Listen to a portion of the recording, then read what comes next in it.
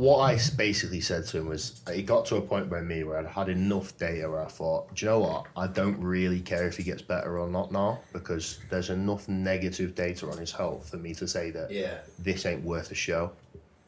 So I basically just on the morning just told him fully straight. He'll tell you I will not bullshit my clients. I'll tell them exactly what I think at the time.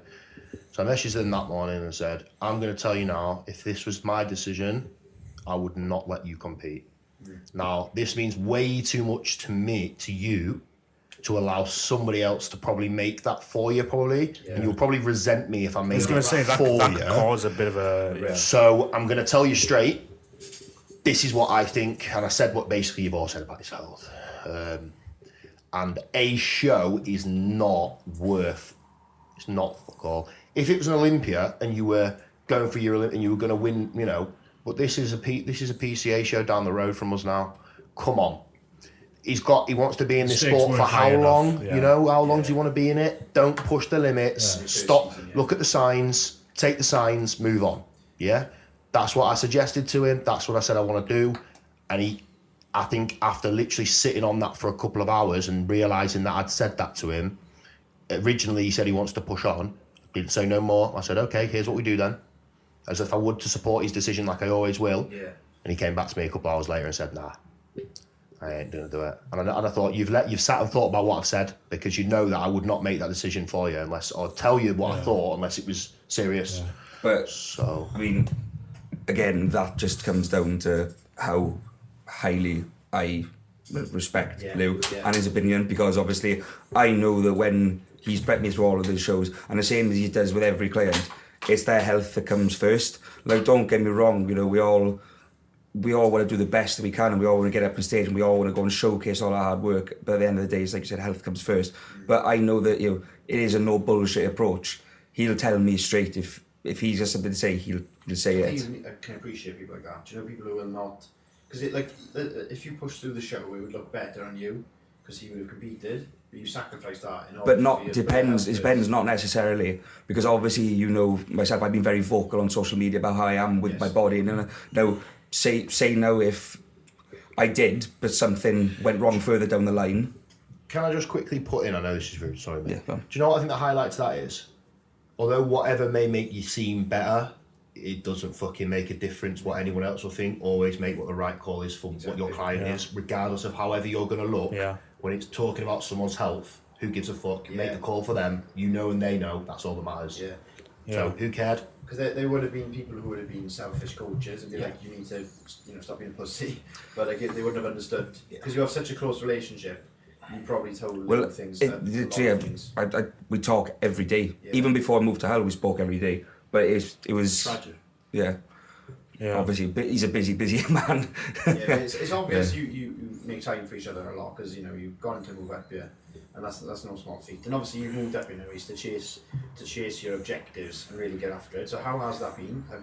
What's the change in environment done for you in Hull? Change in environment, mentality wise, I've never been more motivated. I think the thing is, for me, this made just the whole process of moving here and being in a new environment I've loved, and I've thrived off it. And obviously I'm just very eager to just learn constantly, and to obviously back at home, like I said, I love all my friends back at home, love all my family, but you know, because we're on different paths, you know, I'm going for this bodybuilding, they're all still at a point where they're all, you know, some of them have got families, some of them are going out drinking, all that sort of thing. Some of them will still be drinking when you're back there in a couple of years. Yeah, exactly. And they're not going to change. No. So you're not waiting for them to catch up with you, because you might as well just come to Hull. Yeah. Even Lewis, it looks like you guys have had this conversation before. You know, Bro, we literally eyeing up flats yesterday. It probably changed your life.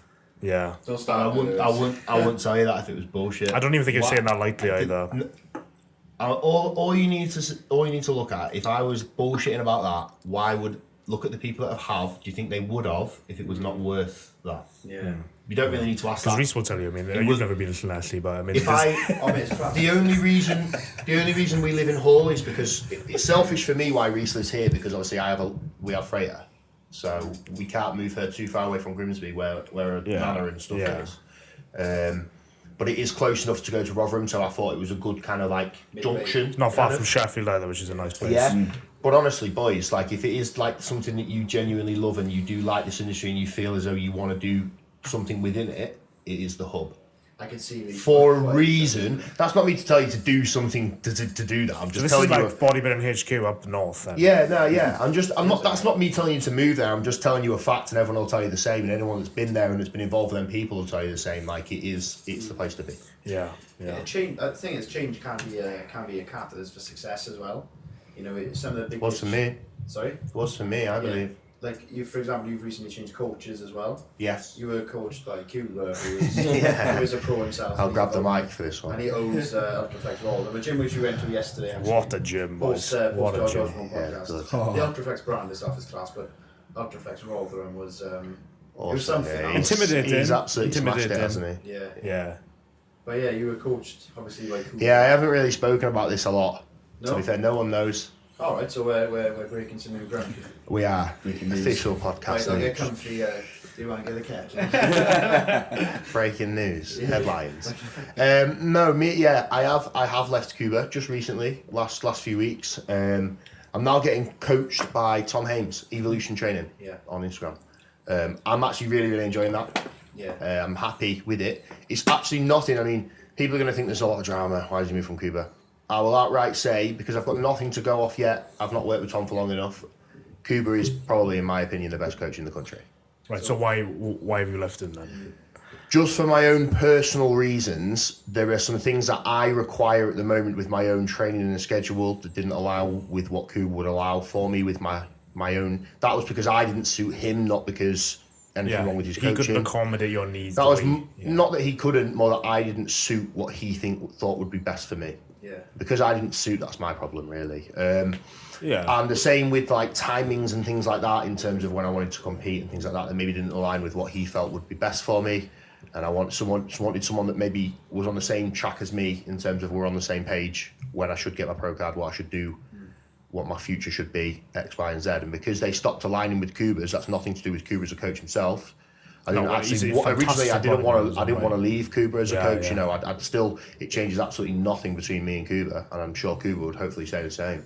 But at the moment, I have requirements that I feel I need to do, and I'm really sorry to Cuba, but I'm going to go and do them regardless because it's for me, and I need some stuff. There's some stuff I need to do, and at the minute, Tom is incredibly good for that job, and thank you for Tom for giving me the opportunity to work with him and for going for it, because it's going to be a really good, enjoyable experience. Was that hard to walk away then from Cuba? Extremely hard. I mean, I don't feel like I'm walking away because I'm still going to keep an eye on anything he does. I'm hopefully going to still keep in touch with him. I'm not hoping. I'm sure he'll keep an eye.